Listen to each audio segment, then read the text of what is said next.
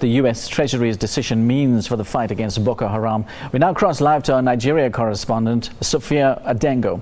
Sophia, thank you for joining us. How does the news of the US Treasury decision to sanction senior Boko Haram leaders help in the fight against the insurgents? Well, as you have seen, U.S. policy on countering Boko Haram in Nigeria is really, rolling out. To hear the news that the U.S. Treasury has placed economic sanctions on two senior Boko Haram militants is more than welcome by the Nigerian authorities. But looking at the personage of these two figures, first with Emmanuel Noir, also known as Mohamed Noir, who has been named amongst the two men, Mustafa Chad as well. Mohamed Noir really came to the forefront in 2011 when he, was responsible for the bombing of the UN headquarters here in Abuja, as well as providing economic, support to suicide bombers who had gone out and do destruction amongst Boko Haram. The funding here is really what the U.S. government is after. These two men, of course, have supported Boko Haram efforts that require some financial input. So at this point, this is a move made by the United States that has been welcomed. Also, the United States has, tiptoed around the issue of providing weapons to the Nigerian government. President Muhammadu Buhari making an impassioned plea back in July, asking the U.S. government to put forward some kind of effort, specifically to providing weapons. However, they were rebuffed by the Nigerian government, by the Defense Department, based on a law of human rights violations by the Nigerian Army. So this specific move or policy that has been put forward by the U.S. government is definitely most welcome, and I think will go a long way in fighting, at least in the spread of Boko Haram. In addition, I think the U.S. government has realized that the fear is real with Boko Haram, especially the allegiance that they have with, the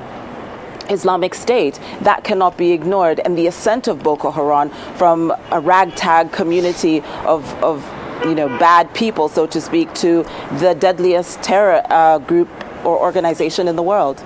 Now, Sophia, has the Nigerian government responded to the announcement by the U.S. Treasury?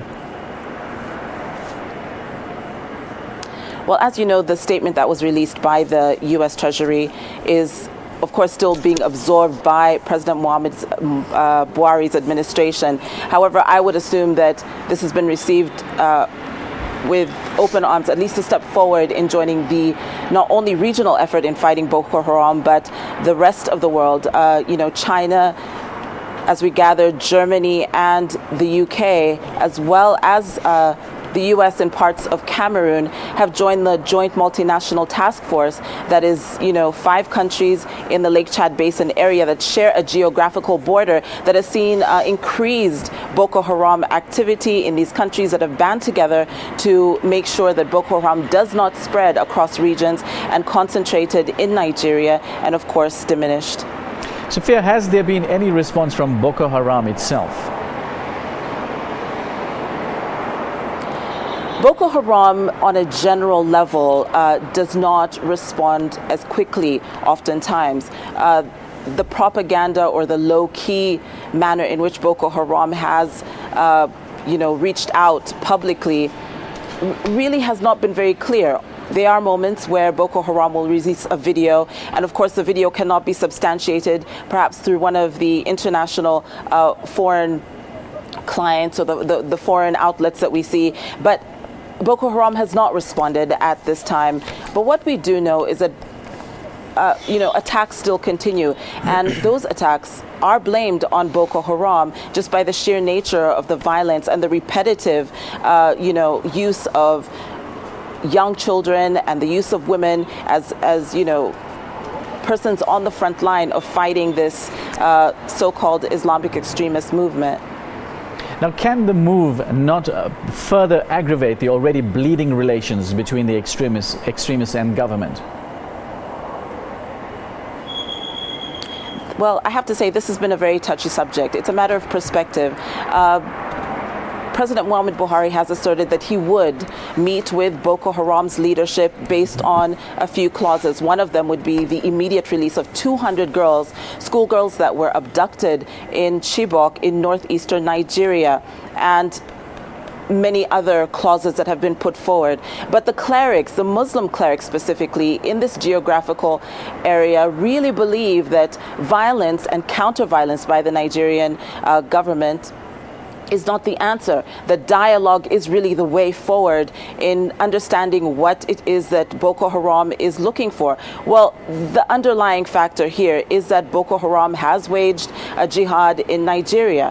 However, the Muslim clerics and the religious leaders believe that at least the de-escalation of violence can be achieved if dialogue is pursued with the Boko Haram leadership.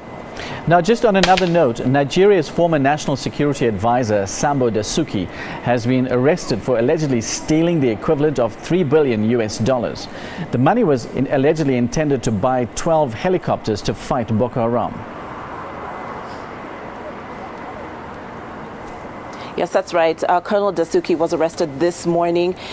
He has been under arrest and has been facing investigation for nearly a year and a half now over those allegations. Number one, most importantly, is he was at the forefront of procuring hardware in the fight against Boko Haram. Now, Colonel Sambo Dasuki was also, gained prominence because he had placed forward a report to the Independent National Electoral Commission and said that the elections had to be pushed forward because of the security situation. Well, his not only the characterization of himself as a security leader, but also the fact that millions of dollars have gone missing within his, leadership, within his care, in circumstances that, of course, he will have to answer now that he has been arrested. But the focus point really is what happened to that $2 and $3 billion that was allocated under his office in the purchase of helicopters, in the purchase of hardware, and also fighter jets